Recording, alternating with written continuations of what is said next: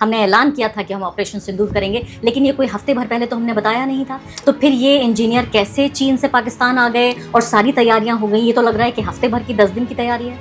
अगली बार जब ये जंग होगी, जब दिक्कत होगी, तो हमें ये मान के चलना है कि ये पाकिस्तानी पायलट अकेले नहीं है, उनके साथ चाइना के इंजीनियर्स। एग्जैक्टली प्रवीण साहनी ये कह रहे हैं कि चीन पाकिस्तान के साथ है और इसलिए ऐसा हो गया। फला जो सिक्योरिटी एक्सपर्ट है वो कह रहे हैं। मैंने कभी आधिकारिक स्तर पर इस बात को नहीं सुना। यहाँ तक कि जो हमारा प्लायंट मीडिया है, जो दरबारी मीडिया है, उसने कभी ये नहीं कहा कि पाकिस्तान को भारत ने, हमेशा ये कहते रहे कि पाकिस्तान को भारत ने हराया है। कभी भी चीन का जिक्र इसमें नहीं हुआ।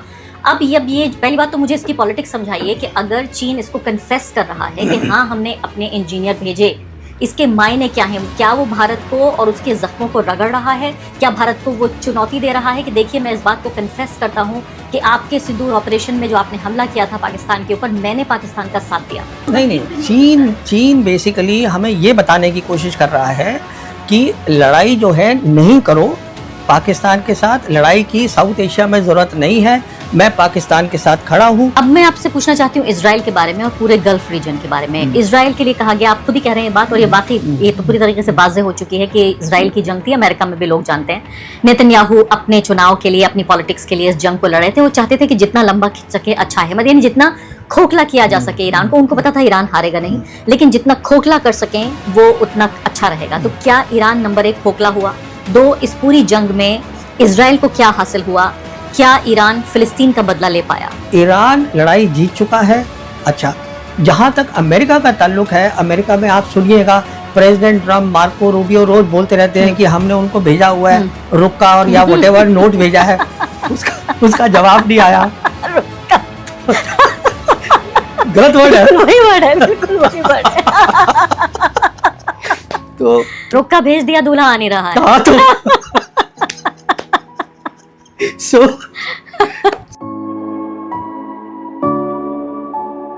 नमस्कार, इस खास पॉडकास्ट में आपका स्वागत है। मैं हूं आरफा खानम शेरवानी। सिंदूर ऑपरेशन को 1 साल पूरा हो गया। आपने तमाम टीवी चैनलों पर और सरकारी जो हैंडल्स हैं उस स्तर पर आपने देखा होगा, तमाम तरह का जश्न मनाया जा रहा है। 1 साल यानी कि 3 दिन भी वो पूरे हो चुके हैं जब से ऑपरेशन सिंदूर शुरू हुआ था, और उसके 3 दिन गुजर चुके हैं।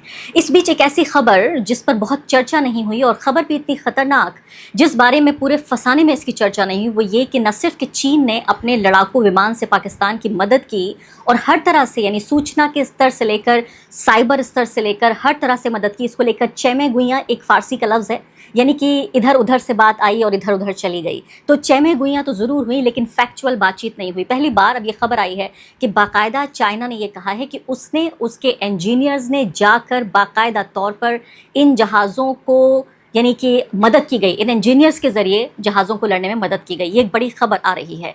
इसके क्या मायने हैं भारत और पाकिस्तान के बीच? जो ये तमाम जिस तरह का तनाव, जिस तरह का पूरी मिलिट्री फाइट और वो सब कुछ हो गया, इसके अलावा चर्चा इस बात पर भी कि वेस्ट एशिया यानी ईरान की जो जंग है, वो जंग क्या ख़त्म हो गई? क्या अब ये मान लिया जाए कि बिना एक प्रॉपर फॉर्मल तरीके से संधि हुए, सीज़ फायर हुए, ये मान लिया जाए कि अब ये फसाद ख़त्म हो चुका है? इसके अलावा भी कई ऐसे मुद्दे हैं जिस पर चर्चा करने के लिए मेरे साथ प्रवीण साहनी जी मौजूद हैं। जाने माने सिक्योरिटी एक्सपर्ट हैं, पूरे मैं कहूँगी साउथ एशिया में उनकी शोहरत है, उनका चर्चा है, फोर्स मैगज़ीन के एडिटर हैं, और न सिर्फ कि उनके लिखे को लोग पढ़ते हैं बल्कि उनके वीडियोज़ भी लाखों की तादाद में लोग देखते हैं। बहुत बहुत शुक्रिया सानी जी, सबसे पहले तो आने के लिए, इस चर्चा में भाग लेने के लिए। ये खबर जो मैं कह रही हूँ कि एक कॉलम में, मैं तो राजनीतिक पॉलिटिकल जर्नलिस्ट हूँ, डिफेंस थोड़ा बहुत समझती हूँ, जितना डिफेंस की पॉलिटिक्स है उतना समझती हूँ, लेकिन मेरी भी आंख से ओझल हो गई ये खबर, क्योंकि इस पर चर्चा ही नहीं हुई कि चीन के जो इंजीनियर्स हैं उन्होंने पाकिस्तान में आकर, और ये J-10 नाम का फाइटर जेट है जिसको उड़ाने में और हम पर हमला करने में मदद की। क्या मैं सही कह रही हूँ? देखिए, ऐसा हुआ था जब ऑपरेशन सिंदूर हुआ, और आप जानती हैं, दर्शक जानते हैं कि ये 6 और 7 मई को सुबह ये जंग शुरू हुई थी और एयर वॉर हुई थी। और उसमें हम ये भी जानते हैं कि पाकिस्तान ने अपने J-10 हवाई जहाज़ उनको इस्तेमाल किया था। अब J-10 जो है वो चाइना का हवाई जहाज़ है, चेंगडू है जो उनकी एविएशन कंपनी बनाती है। अब ये खबर आई है कि चेंगडू के जो इंजीनियर्स थे, जो रिसर्च करते थे इसके ऊपर J-10 पे, कहने का मतलब है जिनको हर चीज़ J-10 के बारे में पता है, वो लोग फिज़िकली वहाँ पर मौजूद थे 6 और 7 की रात को जब ये जंग हो रही थी। तो वो वहाँ क्या कर रहे थे, ये एक बहुत बड़ी बात है। बहुत बड़ी बात इसलिए है कि अभी तक हम ये समझ रहे थे कि जो चाइनीज़ है वो हथियार दे रहे हैं, J-10 दे दिया, PL-15 मिसाइल दे दी और उन्होंने ट्रेनिंग एक साथ कर ली, वो सब हम बात समझ रहे थे। पर अब ये खबर आ गई है कि वो वहाँ पे मौजूद थे। तो उसमें दो बातें हैं, बहुत ख़ास हैं। पहली बात ये है कि जो फाइटर होता है, जो उनके जो एयरफोर्स के, पाकिस्तान एयरफोर्स के जो पायलट्स हैं, वो बहुत उनमें तजुर्बा है, ट्रेनिंग करी है, अच्छे हैं। तो वो जो थे अपने J-10 को उड़ाने में फोकस कर रहे थे। जो ये इंजीनियर्स थे वो ये फोकस कर रहे थे उनके उड़ने से पहले कि उसकी ठीक मेंटेनेंस है, क्योंकि अभी रिपोर्ट आ रही है उस समय वहाँ पर जो टेम्परेचर था वो 50 डिग्री सेंटीग्रेड था। जब इतना ज़्यादा टेम्परेचर होता है तो जो रडार होता है J-10 का, उसमें खराबी हो सकती है। उसका जो इलेक्ट्रॉनिक वॉरफेयर सिस्टम होता है जिससे जैमिंग करी जाती है, उसमें खराबी हो सकती है। तो वो सब इंजीनियर पहले वहाँ चेक कर रहे थे और उसके बाद जब उन्होंने उड़ान भरी है उनके पायलट्स ने, तो तब जैसे कुछ मालूम होगा आपके दर्शकों को भी, उन्होंने अपने रडार बंद कर दिए थे। J-10 के रडार बंद थे, वो इसलिए बंद रखे थे, अगर वो ऑन करते तो जो इंडियन के जो पायलट्स थे और फाइटर्स थे उनको पता चल जाता कि हाँ ये दुश्मन का हवाई जहाज यहाँ आ गया है, हम कैच कर लेते सिग्नल। जी हाँ। तो वो उन्होंने बंद कर दिए और उन्होंने क्या किया, उसके ऊपर और पीछे एक और एयरक्राफ्ट रखा जिसको हम बोलते हैं AEWC, मतलब एयरबॉर्न अर्ली वार्निंग।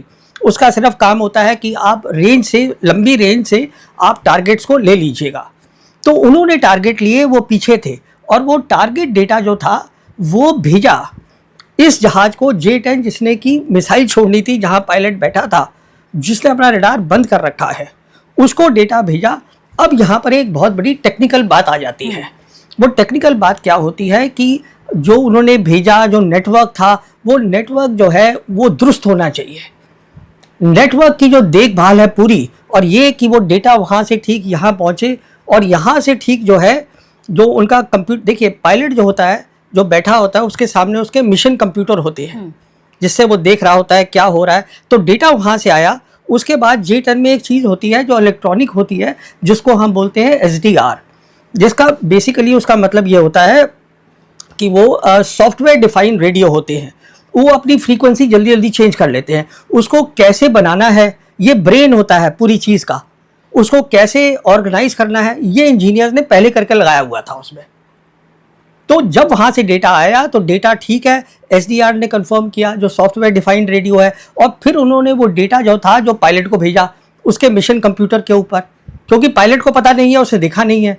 तो उसके बेसिस पे देखिए, अगर डेटा ठीक नहीं होगा और अगर डेटा रास्ते में जैम हो गया या साइबर अटैक कर दिया हमने, दुश्मन ने कर दिया, वो खराब हो सकता है। तो SDR की बहुत अहमियत होती है, उसको मेंटेन करना, उसको ठीक प्लग इन करना, और चलने से पहले और उसके बाद उसका जब मिशन कंप्यूटर पे आया जो कि डेटा दूसरे जहाज ने दिया था, उसके बेसिस पे इन्होंने PL-15 को बटन दबाया और छोड़ दी और वो सीधा जाके टारगेट पे लग गया। टारगेट पे लगा। मैं टारगेट की बात करूंगी कि क्या है टारगेट, हमारा ही नुकसान जाहिर हुआ होगा, तो मुझे ये बताइए। लेकिन ये हमला तो अचानक हुआ, भारत ने बताया जरूर था कि हम हमला करने जा रहे हैं, हमने ऐलान किया था कि हम ऑपरेशन सिंदूर करेंगे, लेकिन ये कोई हफ्ते भर पहले तो हमने बताया नहीं था। तो फिर ये इंजीनियर कैसे चीन से पाकिस्तान आ गए और सारी तैयारियां हो गई? ये तो लग रहा है कि हफ्ते भर की 10 दिन की तैयारी है। नहीं, हफ्ते 10 दिन की नहीं है, ये कई सालों की तैयारी है। ये 5 अगस्त 2019 में जब हमने जम्मू कश्मीर से 370 हटाया था, उसी समय से, शायद मैंने आपके शो पे पहले भी कहा है कि चाइनीज़ लीडर खुलेआम बोलते थे कि हम पाकिस्तान की टेरिटोरियल इंटीग्रिटी, सॉवरेनिटी को हम सपोर्ट करेंगे। तब से बोल रहे थे, और इनकी एक्सरसाइजेज दोनों एयरफोर्स की वो एडवांस हो गई बहुत। तो ये तब से काम चल रहा है, ये अचानक नहीं हुआ है। उसके बाद जब 22 अप्रैल को पहलगाम हुआ है तो वो काफ़ी टाइम था, उसमें अंदर इनके इंजीनियर यहाँ आ गए होंगे देखने के लिए कि जो है टारगेटिंग है वो बिल्कुल ठीक हो। देखिए, इस बार सिंदूर में जो बालाकोट में हुआ था, बालाकोट में हमने पहली बार 2019 में हमने एयरफोर्स का इस्तेमाल करा था, तो पाकिस्तानी उसके लिए उनको उम्मीद नहीं थी। इस बार तो वो तैयार बैठे थे। जो सैटेलाइट्स थे चाइना के, वो उन्होंने उनको वो भी बताया कि हमारे कहाँ कहाँ एयरक्राफ्ट है। वो तो सिर्फ इसलिए बैठे थे कि हम एक बार अपनी मिसाइल छोड़ें और वो मिसाइल पाकिस्तान की एयर स्पेस को अंदर चली जाए तो वो हमला करेंगे। और उस हमले में कहने का मतलब ये है, अगली बार जब ये जंग होगी जब दिक्कत होगी तो हमें ये मान के चलना है कि ये पाकिस्तानी पायलट अकेले नहीं है, उनके साथ चाइना के इंजीनियर्स। एग्जैक्टली मैं इसी बात पे आने जा रही थी कि अब तक जिस बात को राज की तरह रखा जा रहा था कि भाई प्रवीण साहनी ये कह रहे हैं कि चीन पाकिस्तान के साथ है और इसलिए ऐसा हो गया, फला जो सिक्योरिटी एक्सपर्ट हैं वो कह रहे हैं, मैंने कभी आधिकारिक स्तर पर इस बात को नहीं सुना। यहाँ तक कि जो हमारा प्लायंट मीडिया है, जो दरबारी मीडिया है, उसने कभी ये नहीं कहा कि पाकिस्तान को भारत ने, हमेशा ये कहते रहे कि पाकिस्तान को भारत ने हराया है, कभी भी चीन का जिक्र इसमें नहीं हुआ। अब ये पहली बात तो मुझे इसकी पॉलिटिक्स समझाइए कि अगर चीन इसको कन्फेस कर रहा है कि हाँ हमने अपने इंजीनियर भेजे, इसके मायने क्या हैं? क्या वो भारत को और उसके जख्मों को रगड़ रहा है? क्या भारत को वो चुनौती दे रहा है कि देखिए मैं इस बात को कन्फेस करता हूँ कि आपके सिंदूर ऑपरेशन में जो आपने हमला किया था पाकिस्तान के ऊपर, मैंने पाकिस्तान का साथ दिया? देखिए, चीन ऐसा कुछ नहीं कर रहा है। चीन तो ये सोचता भी नहीं है कि मिलिट्री टर्म्स में इंडिया उसके बराबर का है। चीन जो है अपनी बराबरी मिलिट्री में सिर्फ अमेरिका के साथ करता है। चीन सिर्फ ये संदेशा दे रहा है कि आप ये समझिएगा, जब भी कोई चाइना से ऑफिशियल चैनल से खबर आती है, इसका मतलब ये है कि वो पूरी सरकार की परमिशन से आई है। तो ये जो उन्होंने इंजीनियर का नाम भी दिया है, किसने बयान दिया है, वो सब है उनकी न्यूज़पेपर है, एक आता है साउथ चाइना मॉर्निंग पोस्ट, उसमें ये पूरी स्टोरी है। ये तो मेन स्ट्रीम बिल्कुल हाँ, है, ये भी नहीं है कि कोई, तो और ये कोई अमेरिका भी नहीं है कि खबर लीक होके आ गई, चीन, तो लीक भी नहीं हो सकता है। चीन बेसिकली हमें ये बताने की कोशिश कर रहा है कि लड़ाई जो है नहीं करो पाकिस्तान के साथ, लड़ाई की साउथ एशिया में ज़रूरत नहीं है, मैं पाकिस्तान के साथ खड़ा हूँ, ये हमें कह रहा है। कोई हमें चुनौती नहीं दे रहा है। लेकिन हमने तो ये कह दिया कि अगर एक बार और कोई टेरर एक्ट हुआ so it will be an act of war, यानी कि अगर पाकिस्तान की तरफ से कोई और आतंकवादी गतिविधि होती है तो हमें युद्ध करना होगा। तो हमें इसलिए अब सोचना है, हमने जो कह दिया है, जो प्रधानमंत्री ने खुद कहा कि एक न्यू नॉर्मल बन गया है, जिसमें कि act of terror will be act of war, और हम डिस्टिंक्शन नहीं करेंगे, हम फ़र्क नहीं करेंगे टेररिस्ट के अंदर और स्पॉन्सर्स के अंदर। इसका मतलब हम फुल स्केल लड़ाई लड़ेंगे। फिर हमें एक नमूना मिल गया है ऑपरेशन सिंदूर के अंदर कि लड़ाई कैसी होगी, वो भी हमें समझ में आ गया है। वो एक अलग टाइप की लड़ाई होगी, जैसे आज तक कभी हिंदुस्तान पाकिस्तान ने वो लड़ाई लड़ी ही नहीं है। कैसी होगी? हाँ, देखिए अब तक क्या होता था, हिंदुस्तान पाकिस्तान की जो लड़ाई होती थी वहाँ पर एक लाइन होती थी जो हम बोलते थे कॉन्टैक्ट लाइन। इस तरफ हमारी फौज है, उस तरफ उनकी फौज है, लड़ाई यहाँ से शुरू होती थी। जैसे हमारी लाइन ऑफ कंट्रोल है, वो लड़ाई वहाँ से शुरू हुई और फिर हमारा प्लान है, हम इधर गए, उनका प्लान है वो इधर गए, एयरफोर्स उनको सपोर्ट कर रहा है।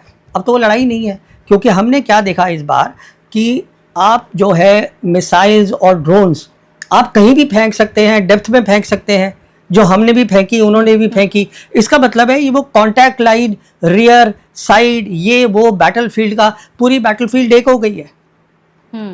ये तो पूरी बात बदल गई ना। अब इसका मतलब ये है कि अब जो लड़ाई है जो है वो एक बहुत खतरनाक लड़ाई होगी। उसका कन्वेंशन जिसे हम कहते हैं थ्रेशोल्ड, वो बहुत कम हो गया है।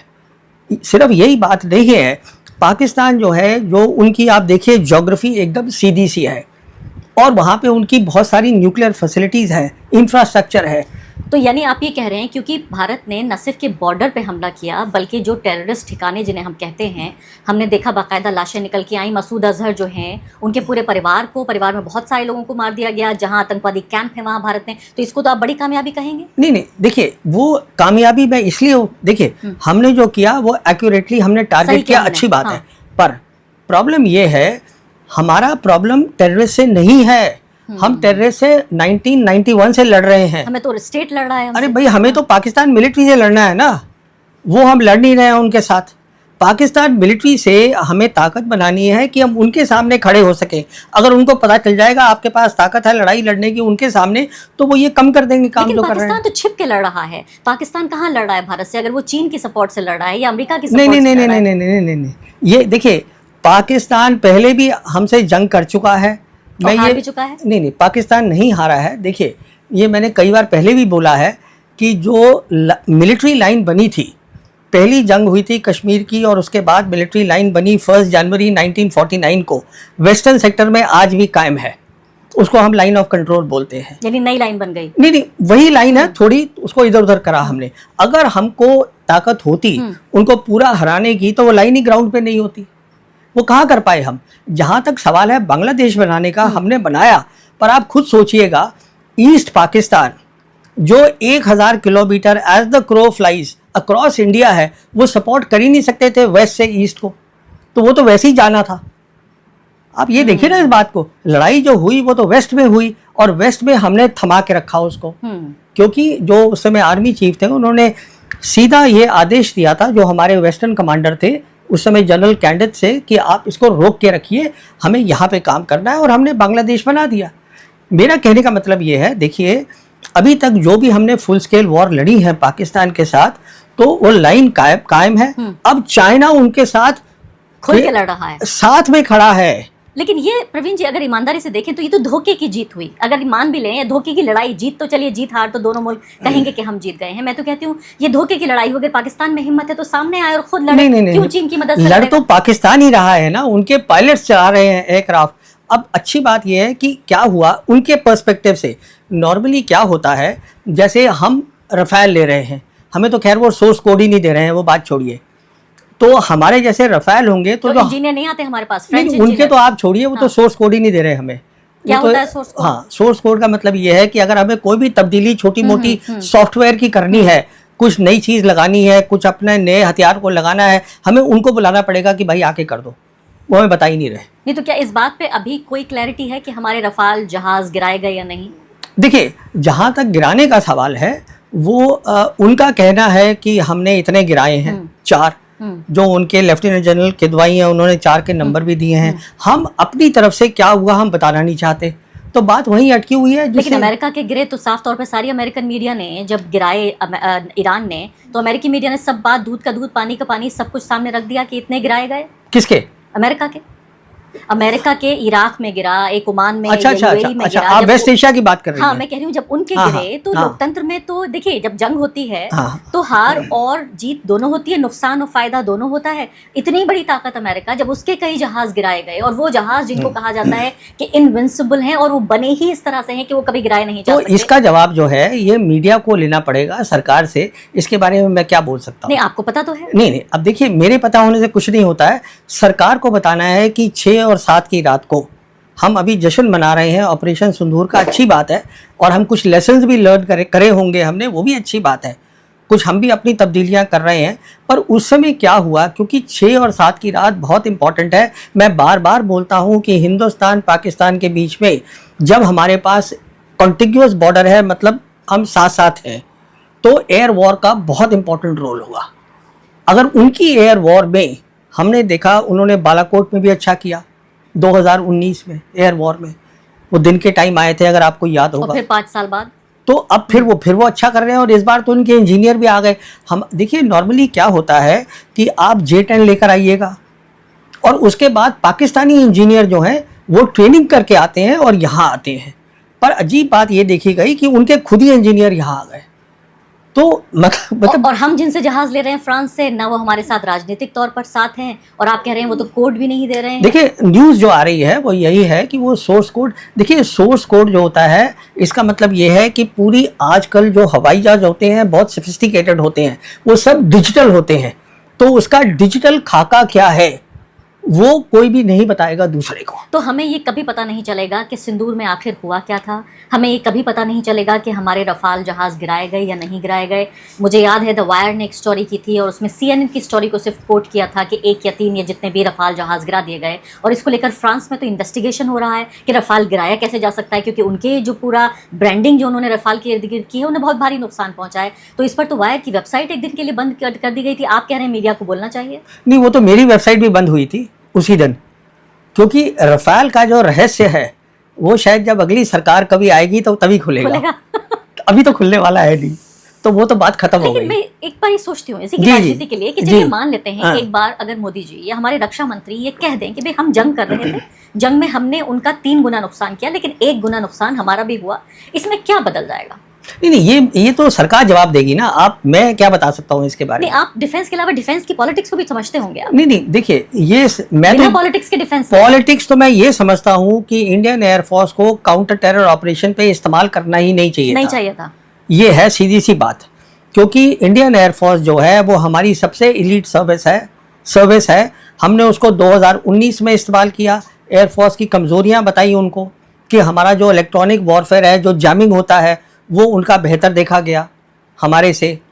फिर इसमें कुछ कमजोरियां निकली हैं जो जिसका मैं जिक्र नहीं करना चाहता हूँ। जब खबर बाहर नहीं आती है तो आपको कैसे पता लगता है ये सब? किस चीज़ में? जब ये खबरें बाहर, जब मीडिया छाप ही नहीं नहीं नहीं रहा नहीं, है, वो देखिए वो ऐसा होता है कि एक तजुर्बा भी होता है। आप देख लेते हैं। हाँ, तो एक तजुर्बा है मेरा भी। मैं भी फौज को 1977 से देख रहा हूँ, तो बहुत पुराना रिश्ता है, तो मैं समझता हूँ ये क्या हो रहा है। पर ये पहली बार देखा है मैंने। खतरनाक कॉम्बिनेशन है कि एक हाँ, पूर्व सैनिक अब पत्रकारिता कर रहा नहीं, है। वो देखिए उसे सेना के बारे में भी पता है और पत्रकारिता क्योंकि भी कर रहा है। मैंने पढ़ा भी है इसको कितने साल, कोई 45 साल के करीब तो मैंने इस पे स्टडीज़ करी है, तो मुझे समझ में आ जाती है बात कहने की। पर मेन मुद्दा ये है जो मैं आपसे कह रहा था कि काउंटर टेरर ऑपरेशन पे मैं समझता हूँ एयरफोर्स का कभी इस्तेमाल नहीं करना चाहिए। नहीं करना चाहिए, बिल्कुल नहीं करना चाहिए, क्योंकि एयरफोर्स का इस्तेमाल होता है आपको मिलिट्री टारगेट्स पे हिट करना, ये होता है जो उन्होंने दोनों बार किया। हाँ। 2019 में भी किया उन्होंने, और उन्होंने अब भी किया। और आतंकवादी ठिकानों पे हमला करना हो तो क्या करेंगे? नहीं, उसके लिए कहाँ पर, उसके लिए आप अपना आर्मी यूज करिए ना। देखिए आपको पंजाब तो अंदर फरीदाबाद में फरीदकोट में जाके और बाकी जगहों पर वही जाके अगर कराची के पास करना है तो कैसे कर लेगा भारत? वही मैं आपसे कह रहा हूँ ना कि आप जो है फैसलाबाद। नहीं हाँ। देखिए आप पहले वहाँ पख्तूनवा वहाँ पहुँच गए 2019 में खैबर पख्तूनवा में, वहाँ आपने मारा बालाकोट में। अभी आप पंजाब में चले गए, 2 जगह वहाँ मारा। तो कहने का मतलब ये है उसके मारने के बजाय आप खुल के जंगी कर लीजिए। यानी आप ही कह रहे हैं एयरफोर्स नहीं होना चाहिए, 2 फौजी आमने सामने हो और बिल्कुल आर्मी। देखिए 1990 से जो कश्मीर है, जो डिस्प्यूटेड है, वहाँ पे दोनों साइड आर्टिलरी भी खोलती हैं, दोनों साइड रेड भी करती थी, काउंटर टेरर वही रेड सब कुछ होता था। तो पर कभी एयरफोर्स का इस्तेमाल नहीं हुआ। तो ये वही बेसिक मुद्दा आ जाता है। ये सरकार ने सोचा है, उनकी ये नीति आ गई कि हम जो है एयरफोर्स को इस्तेमाल करेंगे, ये सरकार की सोच है और एयरफोर्स इसमें राजी हो गई। ये एयरफोर्स की सोच है। क्या ऐसा भी संभव है आज की तारीख में कि एयरफोर्स ये कह दे कि भाई अगर डिफेंस मिनिस्टर या प्राइम मिनिस्टर कुछ कह रहे हैं उसको मना कर सकती है एयरफोर्स? नहीं, देखिए एयरफोर्स, देखिए जब कोई एयर चीफ होता है या आर्मी चीफ होता है या नेवी चीफ होता है, अगर आप चीफ बन गए ये सबसे बड़ी बात है। दूसरी बात, आपकी जो पूरी फौज होती है वो आपके इशारे पे काम करती है, आपके इशारे पे वो जान देने को तैयार है। इस बात को आप समझिएगा। ये बात लोगों की समझ में नहीं आती। जवान जो होता है वो देश के लिए नहीं मरता है। जवान जो होता है वो अपनी यूनिट की, अपनी आर्मी की इज्जत के लिए मरता है। इस बात को समझिएगा कि मेरा जो साथी है, जो मेरा दोस्त है, वो मेरी यूनिट में है, तो वो लड़ रहा है तो मुझे भी लड़ना है। देश बाद में आता है। ये सोच है कि पहले ये आता है कि अगर मुझे हुक्म मिला है, मेरे सीओ ने दिया है, चीफ ने दिया है, तो मुझे ये करना है। अब मैं वापस J10 पे जाती हूँ। आप कह रहे हैं कि भाई इंजीनियर्स आए और उन्होंने मदद की और बाकायदा यहाँ हमारे ऊपर हमला हुआ। कहाँ हमला हुआ? कहाँ मतलब? हम पे कहाँ? मतलब ये वो J10 जो है, अब वो J10 ने हमारे रफाल्स गिराए ना। वो J10 ने एक मिसाइल है जो PL-15 है, जिसमें ये बताया गया है कि 143 किलोमीटर पे, इसको हम बोलते हैं BVR, बियॉन्ड विजुअल रेंज। जैसे आप और हम बैठे हैं, सक पा रहे हैं हम आप उधर की पायलट है, मैं इधर का पायलट हूँ, हम दोनों मतलब एक दूसरे को नहीं देख रहे हैं। हम कोई 100 किलोमीटर पीछे हैं और उसके बाद भी मैंने अपना रडार बंद करा हुआ है।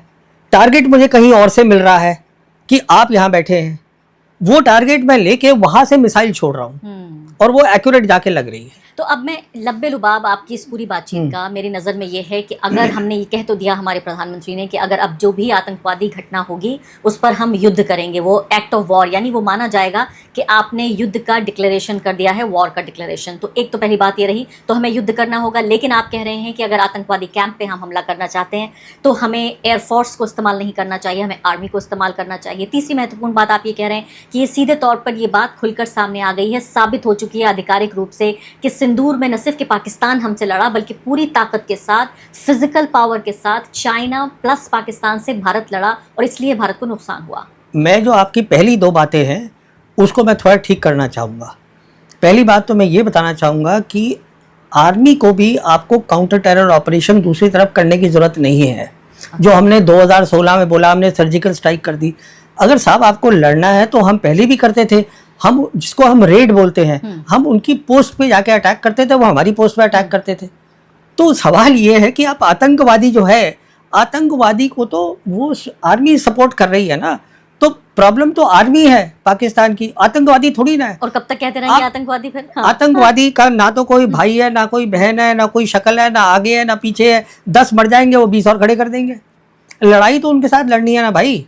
ये मैं आपको पहली बात बताना चाहता हूँ। मसूद अजहर या इस तरह के जो आतंकवादी हैं उन्हें तो पाकिस्तान पाल रहा है ना। नहीं, वो देखिए, वो उनकी पॉलिसी है, वो एक। अब दूसरी बात जो आप बोल रही हैं कि अभी मैं ये कहने की आपको कोशिश कर रहा था कि पाकिस्तान एयरफोर्स एक बहुत प्रोफेशनल एयरफोर्स है, पर अब वो उसमें इफाजा, व्हाट इज दैट कॉल्ड, इजाफा, sorry, so that has increased a lot, primarily because the engineers are right there and they are the people who understand the aircraft. These are the people who know the aircraft और जो maintain कर सकते हैं what we call software integrity, because this whole thing is about software.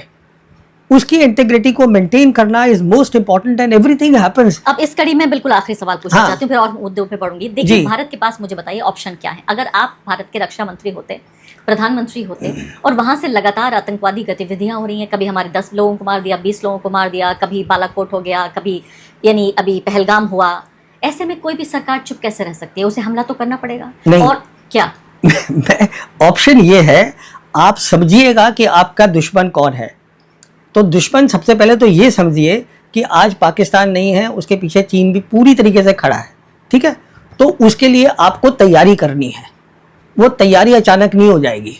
तो इसलिए सबसे पहले आप उनके साथ शांति करिए। तो बजाय इसके कि हम जश्न मनाएं सिंदूर का, नहीं, वो आप बना लीजिए, मुझे उससे कोई दिक्कत नहीं है, वो भी मना रहे हैं, उससे मुझे कोई दिक्कत नहीं है। मैं ये कह रहा हूँ, आपकी नीति ये होनी चाहिए कि अगर शांति होगी तो डेवलपमेंट होगी, अगर शांति होगी तो उनको कोई भेजने की जरूरत नहीं है आतंकवादी यहाँ पर। हम पहले भी देख चुके हैं। अब आपको याद होगा जब बातचीत चल रही थी मनमोहन सिंह सरकार की और मुशर्रफ के टाइम की, तब किताबें भी लिखी गई हैं, पाकिस्तानियों ने भी लिखी हैं किताबें, कि उस समय उनका जो बातचीत हो गई थी, हाँ, बंद कर दिया था उन्होंने। और वो हिडन हैंड जो था, वो इसलिए कर रहे हैं, वो इसलिए कर रहे हैं क्योंकि वो चाहते हैं कि आप कश्मीर पे बात करिए। हम कश्मीर पे बात करना नहीं चाहते हैं। मैं कहने की ये कोशिश कर रहा हूँ कि मिलिट्री ऑप्शन नहीं है। मैं ये कहने की कोशिश कर रहा हूँ कि राजनीतिक सॉल्यूशन है, आप ये कह रहे हैं? जी हाँ, आपको इस समय दुनिया बदल चुकी है, आप उनसे बातचीत करिए, चाइना से बातचीत करिए, लड़ाई में मत पड़िए, लड़ाई की तैयारी करिए, जैसे हम बोलते हैं डिटरेंस। तो यानी अगर करना भी पड़े लड़ाई तो हम तैयार रहें, इस दौरान शांति होनी चाहिए। अगर आपके पास ताकत होगी तो लड़ाई की जरूरत भी नहीं पड़ेगी, और पोजीशन ऑफ स्ट्रेंथ से लड़ेंगे। नहीं, हम लड़ेंगे ही नहीं। मैं आपको बता रहा हूँ ना, अगर आपके पास, देखिए, चाइना आकर अप्रैल 2020 में हमारी जमीन पे बैठा है, ईस्ट लद्दाख में, हमने क्या उनसे लड़ाई कर ली? हम, अगर आप याद करिएगा, जो हमारे विदेश मंत्री हैं जयशंकर, जब उनसे ये सवाल पूछा गया तो उन्होंने कहा, how can I fight with a country which is 5 times my economy. अरे भाई, ये इकोनॉमी की बात नहीं है, मिलिट्री ताकत की बात है। हमने इस बात को भांप लिया और उन्होंने भी भांप लिया कि हम आके बैठ जाएंगे, आप कुछ भी नहीं कर सकते। वो आज भी बैठे हुए हैं। लेकिन किर्गिस्तान में जो राजनाथ सिंह जी का बयान था, जिसमें उन्होंने कहा कि आतंकवाद का कोई धर्म नहीं होता, उसका कोई देश भी नहीं होता, वो अलग बात है कि उसके बाद बहुत भरपाई की उस स्टेटमेंट की, वो गलती से निकल गया था स्टेटमेंट। नहीं, देखिए, वो मुझे मालूम नहीं गलती से निकला था, पर वो एक सही स्टेटमेंट था। वो एक ही स्टेटमेंट था राजनाथ सिंह का जो मुझे समझ में आ गया। जो आतंकवादी है उसका कोई देश नहीं है, उसका कोई मजहब नहीं है, वो सिर्फ आतंकवादी है। धर्म तो चलिए नहीं है, लेकिन देश तो है पाकिस्तान। नहीं, देश नहीं है ना, वो मर्सनरीज होते हैं बहुत सारे। ये मर्सनरीज भी होते हैं ना, कि वो, देखिए, हमें देखना है जो हमारा दुश्मन है उसकी शक्ल क्या है कौन, ये तो क्लियर हो जाए। तो फिर हमने दुनिया भर में अपने एमपीज को भेजा, हमने एक डेलीगेशन भेजा, और पाकिस्तान को हम अलग थलग करना चाहते थे दुनिया के स्तर पर, और स्थापित करना चाहते थे कि ये वो देश है जो पाकिस्तान का, जो टेररिज्म का स्पॉन्सर है। अगर कोई टेररिज्म का देश ही नहीं है तो हम अलग थलग क्यों करना चाहते थे पाकिस्तान? देखिए, टेररिज्म आज इशू ही नहीं है। और आगे बढ़ने से पहले एक अदना सी गुजारिश कि आप मेंबर बनिए मेरे चैनल का, आरफा खानम शेरवानी। अगर आप मेंबर बनते हैं, आपके समर्थन से आप मेरा हाथ मजबूत करेंगे, इतना मजबूत कि मैं सत्ता का कॉलर पकड़ के सवाल पूछ सकूंगी, और जो हमारे समुदाय में हाशिए के जो तबके हैं उनकी आवाज उठा सकूंगी। आप यकीन जानिए, आपका एक छोटा सा सहयोग मेरे लिए इतना बड़ा होगा जिसके लिए आप अंदाजा भी नहीं लगा सकते। आप ये समझिएगा, टेररिज्म इशू बना था 9/11 के बाद। उस समय जो था, जब प्रेसिडेंट बुश ने डिक्लेयर करा था ग्लोबल वॉर ऑन टेरर, उसके बाद ये दुनिया में इशू बन गया टेररिज्म। अभी जो इशू है वो एक अलग इशू है, which is about state Wars. अभी ईरान की लड़ाई हो रही है उसके साथ, बिल्कुल। अमेरिका के और अब साथ। नॉन स्टेट एक्टर्स की जरूरत नहीं है, क्योंकि स्टेट ही आपस में लड़ रहे हैं, स्टेट लड़ रहे हैं तो ना, आतंकवादियों की जरूरत नहीं है। तो इस समय क्या हो रहा है, दुनिया बदल रही है, और क्योंकि दुनिया बदल रही है, एक जो रूल्स थे वो खत्म हो गए हैं, नए रूल्स बनने हैं, तो इसलिए जितनी भी प्रॉब्लम्स थी वो सब सामने आ रही हैं, तो स्टेट्स लड़ रही हैं। ये आतंकवादी जो है, एक का आतंकवादी जो होता है, एक का वो दूसरे का कुछ और होता शहीद है। है। तो कहने का मतलब ये है कि हमें अपनी एयरफोर्स को, मैं शुरू से बोल रहा हूँ, ये एक गलत चीज़ है, एयरफोर्स को कभी इस्तेमाल नहीं करना चाहिए काउंटर टेरर ऑपरेशन। तो सीधे तौर पे आप ये कह रहे हैं कि पॉलिटिकल सोल्यूशन होना चाहिए। जी हाँ, मैं ये कह रहा हूँ, बैठ के बातचीत मैं होगी। ये कह रहा हूँ पाकिस्तान से बातचीत करिए। मैं ये कह रहा हूँ आज दुनिया बदल चुकी है, और जो पहले हम बातचीत करते थे तब एक अलग माहौल था, आज एक ऐसा माहौल है कि चीन भी चाहता है कि तीनों की बातचीत हो, इंडिया चाइना से बात करे, इंडिया पाकिस्तान से बात करे, एक ट्राइलैटरल टाइप की बातचीत हो, शांति हो। जब तक शांति नहीं होगी, डेवलपमेंट नहीं होगी, तो उनके भी कुछ मुद्दे हैं, हमारे भी कुछ मुद्दे हैं, बैठिए बातचीत तो करिए। और हद तो ये है प्रवीण जी, देखिए कि हमने तो फिर से बाजार खोल दिए हैं अपने तमाम चाइना के लिए। जिस इकोनॉमी का जिक्र हो रहा था कि अपनी कीमत पर हमने चाइना के लिए बाजार खोले हैं, और खासकर ऐसे वक्त में जबकि 1 साल सिंदूर का हम मना रहे हैं, जिसमें चीन ने पाकिस्तान की मदद की, हमारे ऊपर हमला किया, हमें कमजोर करने की कोशिश की। अब मैं आगे बढ़ती हूँ, मुझे बताइए कि क्या ईरान के ऊपर जो थोपा गया युद्ध था, क्या वो खत्म हो गया है? देखिए, ईरान के ऊपर जो युद्ध था, ईरान जीत चुका है, पहली बात। दूसरी बात, मल्टीपोलर वर्ल्ड में दो बड़ी ताकतें कबूल कर रही हैं कि ईरान जीत चुका है। ये मैं क्यों बोल रहा हूँ? ये मैं इसलिए बोल रहा हूँ कि जो ईरानियन फॉरेन मिनिस्टर हैं अरागची, ये 27 फरवरी को गए थे सेंट पीटर्सबर्ग मिलने के लिए प्रेसिडेंट पुतिन को, 1.5 घंटे इनकी बात हुई। उसके बाद ये चाइना गए, वांग ही ने इनको बुलाया, वहाँ दोनों जगह क्या बात हुई सामने आ गई है। बात ये हुई थी, फॉरेन मिनिस्टर ईरान के बात करने गए थे दोनों मुल्कों के अंदर on the new post war regional framework, की लड़ाई के बाद का रीजनल फ्रेमवर्क वेस्ट एशिया में क्या होगा। तो पोस्ट वॉर बात होने लगी ऑलरेडी। जी हाँ, और द वेरी फैक्ट कि वो दोनों जो प्रेसिडेंट थे वो बात कर रहे थे इसके ऊपर, मतलब वांग ही इधर से बात कर रहे थे, उनकी वांग ही से बात हुई चाइनीज फॉरेन मिनिस्टर से, and he met with president Putin for hour and half, Iranian foreign minister. So the very fact they were talking is that they accept that let's talk on the post-war regional framework. तो खत्म हो गई जंग। तो Iran लड़ाई जीत चुका है। अच्छा, जहां तक अमेरिका का ताल्लुक है, अमेरिका में आप सुनिएगा प्रेसिडेंट ट्रम्प, मार्को रूबियो रोज बोलते रहते हैं कि हमने उनको भेजा हुआ है रुक्का और या व्हाटएवर नोट भेजा है, उसका जवाब नहीं आया। गलत वर्ड है, वही वर्ड है, बिल्कुल वही वर्ड है। तो वो भेजा हुआ है। सवाल ये है कि वो जीती हुई पार्टी है, वो कहते हैं हम अपने टाइम पे जवाब देंगे। रुक्का भेज दिया, दूल्हा आ नहीं रहा है। हाँ, so that is where we are. तो ये बहुत शानदार आप बात कह रहे हैं और आप आधिकारिक पुष्टि कर रहे हैं। अगर आप कह रहे हैं तो मैं मानना पड़ेगा मुझे कि ये जंग खत्म हो गई है, लेकिन नहीं, जंग खत्म नहीं हुई है, जंग खत्म नहीं हुई है, क्योंकि संधि तो भी हुई नहीं। ना, दो बड़ी ताकतों ने ये मान लिया है कि ईरान जीत चुका है। अच्छा, अब क्या है, अमेरिका इतनी जल्दी नहीं जाएगा। कहाँ जाएगा अमेरिका?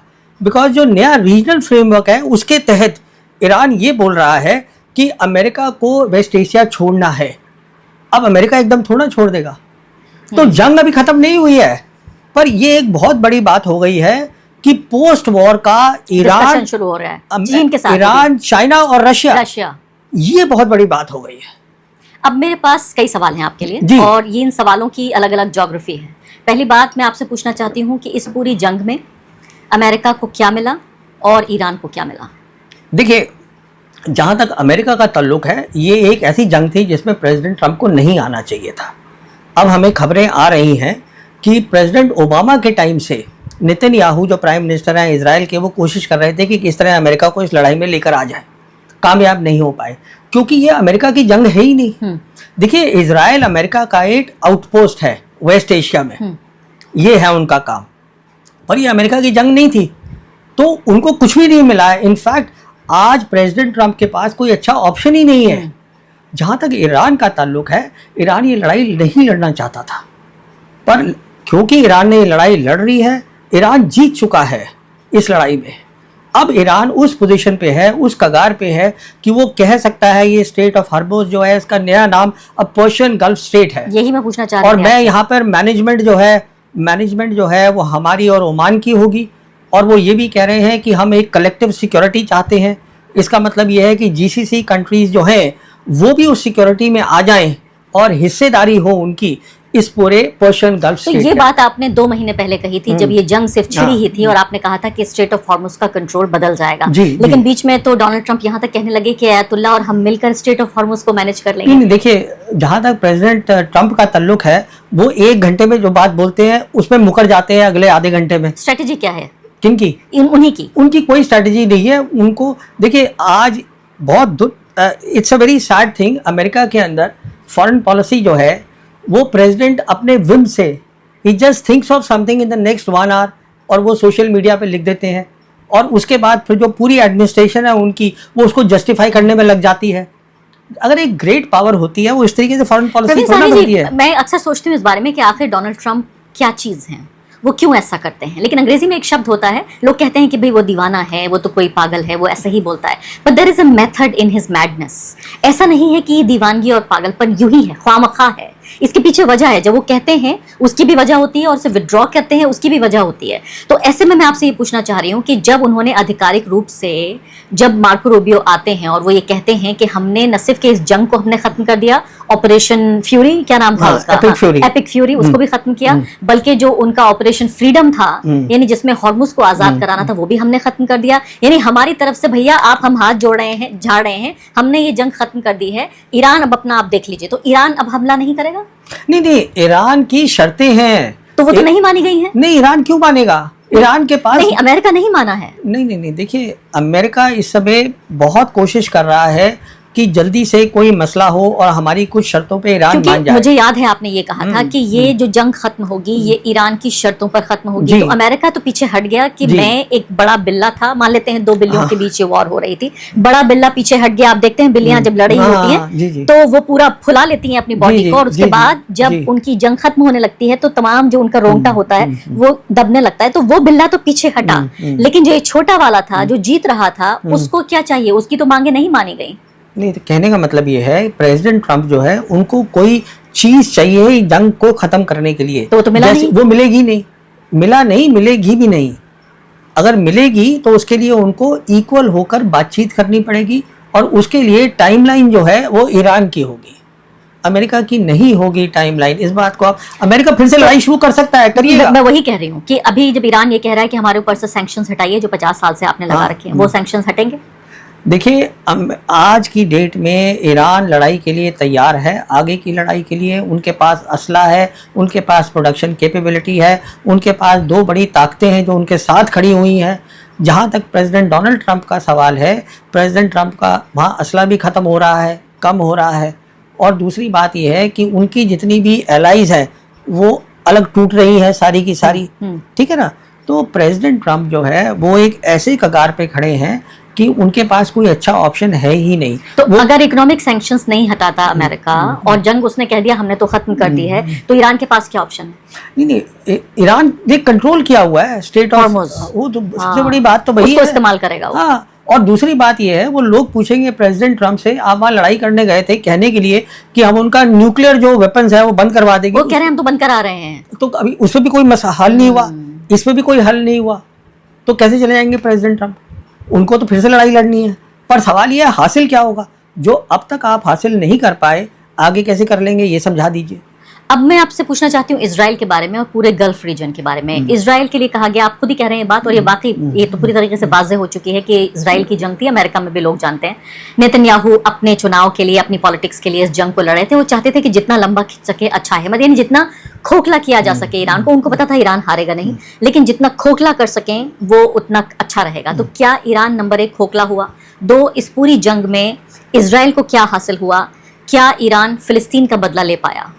देखिए, इजराइल का जहाँ तक ताल्लुक है, इजराइल का जो सपना था कि हम रीजनल डोमिनेंस करेंगे ईरान को ख़त्म करके, वो सपना ख़त्म हो चुका है। ग्रेटर इजराइल नहीं बनेगा, वो बात ही ख़त्म हो गई है। क्योंकि अभी जो ये नया फ्रेमवर्क की बात चल रही है, जो रीजनल फ्रेमवर्क जिसकी मैं आपको बता रहा था, रीजनल फ्रेमवर्क में उसमें अमेरिका का कोई रोल नहीं है और बिना अमेरिका के इजराइल कुछ कर ही नहीं सकता है। तो पहली बात तो ये हो गई, तो वो कहीं भी नहीं खड़े। इस समय डोमिनेंट पावर जो है वेस्ट एशिया की वो है ईरान, और ईरान जो है, ये दोनों जो बड़ी ताकतें हैं वो उसको एक्नॉलेज कर रही हैं। रूस और चीन एक्नॉलेज कर रही हैं। तो इससे ताकतवर पोजीशन में देखिए ईरान ने बहुत कुछ सहा है। तो अगर वो कह रहे हैं हमें ये चीज़ें चाहिए, तो जब तक वो नहीं मिलेगी या जब तक अमेरिका एज ए इक्वल आके बातचीत नहीं करेगा। अब देखिए वो कोशिश करी गई थी पाकिस्तान में, आपको याद है 11 अप्रैल को ये बातचीत हुई थी और 21 घंटे के अंदर जेडी वैंस वापस आ गए। तो मतलब बात ये है, आपकी ये एरोगेंस जो है कि हम सबसे बड़ी ताकत है दुनिया की, वो खत्म हो गई है। या तो आप आके बात करिए, या आपको नहीं बात करनी तो आप लड़ाई लड़िए। अब लड़ाई में आपको क्या हासिल होगा? अब वो कह रहे हैं प्रेसिडेंट ट्रंप की हम इनकी पूरी एनर्जी तबाह कर देंगे ईरान की। ईरान कहते हैं कि अगर आप हमारा करेंगे तो हम बाकी जो आपके एलाइज हैं वहाँ पर जीसीसी के हम भाग कर देंगे। तो उसमें नुकसान किसका है? ट्रंप का नुकसान है। क्यों नुकसान है? क्योंकि ट्रंप के पास तेल है, पर ट्रंप के पेट्रो डॉलर्स खत्म हो जाएंगे। लेकिन तेल तो जितना ऊपर जाता है फायदा होता है अमेरिका को। नहीं, देखिए ना, आज अमेरिका की दो बातें मैं आपको बताना चाहूंगा। और पेट्रो डॉलर भी समझाइए हमारे दर्शकों को कि ये जो पूरी करेंसी जिसका पूरा जिक्र है, जो जीसीसी पर पूरा कब्जा था, इसके क्या मायने हैं? इसका मायना ये था कि 1974 में एक बातचीत हुई थी between America and Saudi Arabia. Saudi सबसे बड़ी कंट्री है जीसीसी की। उनसे बात हुई थी कि देखिए साहब, आप जो है, जो अपना ऑयल है और जो गैस है, इसको आप बेचिएगा और डॉलर में बेचिएगा, और हम जो है आपको सिक्योरिटी देंगे। तो फिर उसके बाद जो बाकी जीसीसी कंट्रीज थी वो भी इसी पे आ गई। तो अब उन्होंने डॉलर में बेचना शुरू कर दिया। अब अगर दुनिया की कंट्रीज हैं, उनको वहां पर आके तेल लेना है। सरमोज से ही, जैसे आप जानती हैं, 25% 1/5 of the oil and gas off the world passes through that. तो अगर उनको खरीदनी है, आके वहां पे तेल लेना है, इनमें से किसी सी कंट्री से, ओपेक बन गया, फिर उनसे लेना है अगर, तो उनको डॉलर चाहिए। तो डॉलर रिजर्व करेंसी बन गई दुनिया की। आज की हालत क्या है कि अमेरिका का 39 ट्रिलियन नेशनल डेट है, और उससे खतरनाक बात क्या है कि आज उनका नेशनल डेट उनकी जीडीपी से ज़्यादा है। उसका मतलब क्या होता है? जीडीपी होता है एक मुल्क जैसे अमेरिका है, एक साल के अंदर क्या प्रोड्यूस करता है, गुड्स और सर्विसेज, दैट इज जीडीपी। उनका डेट उससे ज़्यादा है। तो कहने का मतलब ये है, इकॉनमी पोजीशन जो है बहुत खतरनाक है, बहुत नाजुक है अमेरिका की। अगर ये पेट्रो डॉलर आने बंद हो गए, जैसे ईरान बोल रहा है कि अमेरिका को यहाँ से भगाओ, और ईरान अगर कल बोल देगा कि हम यहाँ पे जो ट्रेड है सिर्फ रियाल में करेंगे या युआन के अंदर करेंगे, जो तय होगा, तो फिर पेट्रो डॉलर खत्म हो गया। पेट्रो डॉलर खत्म हो जाएगा तो उनकी इकॉनमी खत्म हो गई। अगर उनकी इकॉनमी खत्म हो गई तो वो ये बेसिस, और अभी वो 2027 के लिए, अगले साल के लिए पेंटागन कहता है हमें 1.5 ट्रिलियन डॉलर हमें बजट चाहिए, 1.5 ट्रिलियन डॉलर्स। तो कहाँ से पैसे आएंगे? आपको ये सवाल पसंद नहीं आएगा, लेकिन मैं पूछूंगी जरूर। वो ये कि अमेरिका जितना भी बुरा सही, जैसा भी सही है, एक डेमोक्रेटिक कंट्री, एक लिबरल डेमोक्रेसी है। अभी तक एक लिबरल फ्री वर्ल्ड का नेता रहा और हमेशा बात करता है वो अधिकारों की, वो आजादी की बात करता है। और मैं निजी तौर पर अमेरिका को बहुत आदर्श ना मानते हुए भी समझती हूँ कि एक ओपन फ्री वर्ल्ड के नेता के तौर पर अमेरिका ज्यादा सूटेबल है। आप जो सजेस्ट कर रहे हैं वो ये कर रहे हैं कि जब अमेरिका की सुपर पावर, चाहे वो पेट्रो डॉलर के जरिए, चाहे वेस्ट एशिया की ये लड़ाई हो या डोनाल्ड ट्रंप की दीवानगी हो, अगर उसकी सुप्रीमेसी या ये जो वर्ल्ड पावर है ये खत्म होती है, तो जो नई ताकतें उभर रही हैं उनमें रूस है, चीन है, या ईरान को भी थोड़ी देर के लिए मान लेते हैं कि एक वेस्ट एशिया की ताकत है, इनमें से कोई भी डेमोक्रेसी नहीं है। देखिए, ये डेमोक्रेसी की भी कहानी अमेरिका ने ही शुरू करी थी। और उन्होंने, देखिए, अमेरिका एक ऐसा मुल्क है जहां इनोवेशन होती है। आज भी दुनिया की सबसे बड़ी इनोवेशन अमेरिका में हो रही है, इसमें कोई शक नहीं है। पर यह भी असलियत है कि जब दुनिया यूनिपोलर थी, जब 1991 में सोवियत यूनियन खत्म हुआ और उसके बाद मैं मानता हूं कि 2013 में मल्टीपोलर वर्ल्ड बन गई, इसमें in the name of democracy जो अमेरिका ने कितना ज़्यादा ये इराक को हटाया, लीबिया को हटाया, अफगानिस्तान में घुस गए, इधर घुस गए in the name of democracy, ये सब किया ना उन्होंने। बिल्कुल किया। तो अगर आप उनको देखें, democracy outside of America and democracy inside of America, जैसे मैं आपको उदाहरण देना चाहती हूँ कि भारत में या किसी भी देश में जब ह्यूमन राइट्स को लेकर बात होती है, चाहे झूठे के लिए ही सही, लेकिन एक दबाव तो आता है कि अल्पसंख्यकों पे हमले नहीं होने चाहिए, इसके अलावा मानवाधिकारों की रक्षा होनी चाहिए। क्या आपने कभी ये आवाज चीन से सुनी? क्या आपने ये आवाज रूस से सुनी? रूस में तो हालत ये है कि पत्रकार वहां पर अगर कोई एक एक शब्द बोल देता है पुतिन जी के खिलाफ तो न सिर्फ कि वो जेल जाता है, दुनिया से ही उठ जाता है। चीन में भी वही हालत है। तो मैं सिर्फ ये कहने की कोशिश कर रही हूँ कि क्या दुनिया के उन लोगों के लिए जो लिबरल हैं, डेमोक्रेटिक माइंडेड हैं, ह्यूमन राइट्स की परवाह करते हैं, मिलिट्री को थोड़ा सा किनारे रख के, क्या ये अच्छी खबर है? देखिए, सवाल बहुत सीधा सा है कि क्या एक बड़ी ताकत को दूसरे देशों में जाके दखल देना चाहिए कि नहीं करना चाहिए? नहीं करना चाहिए। अच्छा, तो चीन और रशिया और जो नया वर्ल्ड ऑर्डर बन रहा है, इसमें एक खास बात ये रहेगी कि हम दूसरे देश में जाके दखल नहीं करेंगे, हम दूसरे देश की सिविलाइजेशन की रिस्पेक्ट करेंगे और हम चाहते नहीं कि हमारे देश में कोई दखल